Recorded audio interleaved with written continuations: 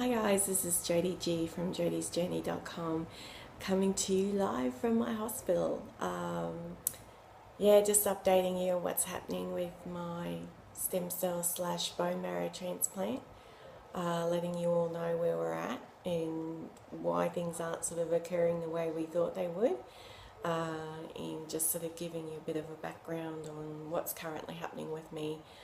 It's also a way for people to follow along and to understand how these things occur, and how, some of these some of these transplants can be a bit of a hodgepodge. They don't always go the way that we want them to, but that's okay. That's just part of life, and that's part of the transplant process. So just for those of you who were wondering what was going to happen, I was actually ready to have my transplant on the 28th of November. It's currently the 7th of December, and my transplant was held up because I had apparently a virus in my nose and in my throat.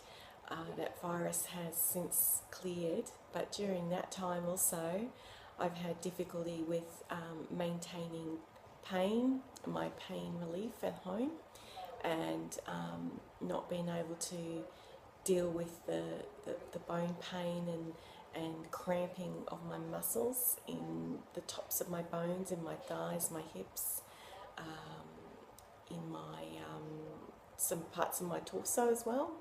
It's been really, really hard to deal with it. So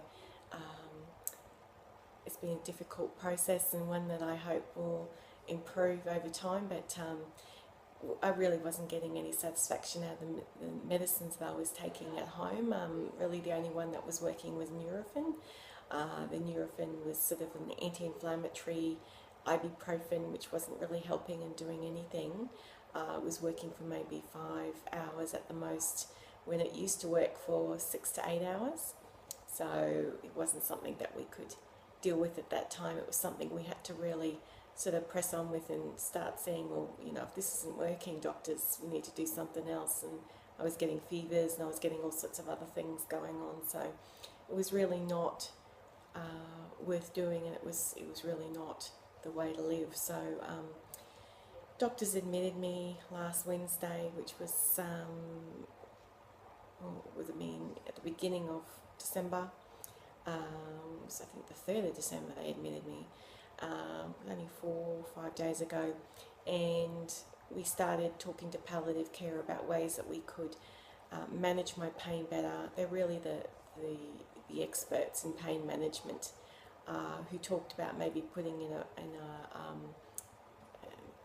like a pain pump in my arm, and the pain pump itself sort of just pumps in pain relief as you need it.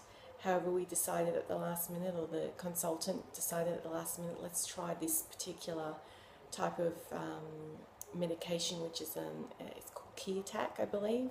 It's a type of injection that goes into subcut underneath your stomach and allows you to be able to use or get rid of the bone pain. Plus, it did actually get rid of my bone pain. We thought it was just the muscle pain it was going to get rid of, but it got rid of all of them for about a period of 48 hours. So that was actually instant relief within 50 minutes. I'm like, thank you God, because I just wasn't able to carry on the way I was. And just having no pain at all was great, just for a period of time. And came back last night, so we put another injection in. And some of my other medications have made me very sleepy, which is, normal for usually opioid-based medications. The injection I'm having is a non-steroidal.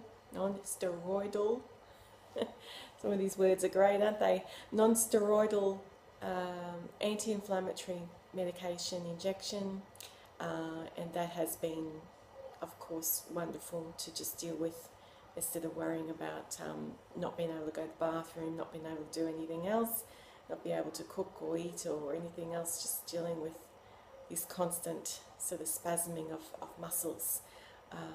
So I thank God for these palliative care people who have really changed things dramatically for me. And while we're waiting for my donor, of course now we've had to call off my transplant twice, and this happens sometimes with different complications in terms of the health of the person having the transplant. Sometimes the donor might get sick as well, so there are different things that happen that need to be changed. And so now we're going to be waiting for my donor and seeing what my doctors decide in terms of my pain relief if I go home for a certain period of time, whether I just deal with it at home for a little while with medication at home, my pain, or whether I come back or stay here for a small period of time as well, while my donor's getting ready to have his stem cells harvested overseas. So this is the choice now that we have. It just depends on what my donor's doing, what he's up to, whether he's going on holidays, what's going on with his work. Of course, I don't know much about him other than he's a 30-year-old male, and that he has his own life as well. We don't want to put him out too much, and we just want to be able to make sure that he's okay with the plans that we have. Now that we've done a few more nasal swabs, we've found out that my virus is now gone, which only happened about 3 days after we put off the second bone marrow transplant, which is always the way, isn't it? And it's something that nothing we can really do about it. We just have to deal with it. And it's just part of life with a bone marrow transplant or having a bone marrow transplant. These things we can't predict. But it's just great looking forward, you know, and regardless of all the little hiccups that we have along the way, I'm still looking forward to my cure. I'm still looking forward to my healing.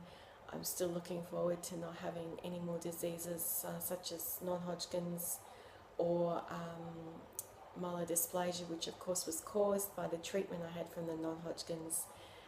Keep watching my vlogs, keep looking at my blogs, and listening to what I have to say about my journey. It's always a positive journey. I always try and find things that are positive for my listeners and those who journey along with me.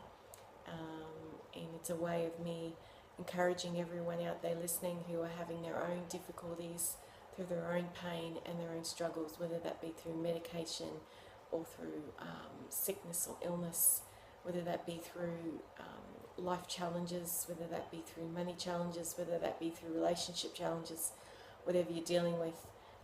Look at what I've been through and see that things can change and things can happen that allow you to go forward and to have a normal life. So that's what we're praying for and believing for. My husband and my kids have been doing okay, and with Mum here in hospital, they've been doing their best and just helping each other and looking after each other. I think it's always a stressful time, but I think, you know, it's great to have a husband who loves you and kids who understand that they need to work hard.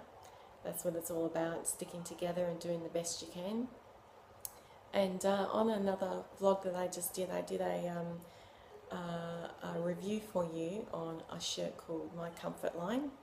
Thought it would be a great thing for you to have a look at in terms of a new medical garment by a group in Maryland, a family actually run by a guy called David Austin. So have a look for that on my vlog site, on my YouTube site. So this is Jodie G signing off from jodiesjourney.com. This is my stem cell star ledger. Keep watching my videos, and thank you for joining me, guys. Have a great day. Bye.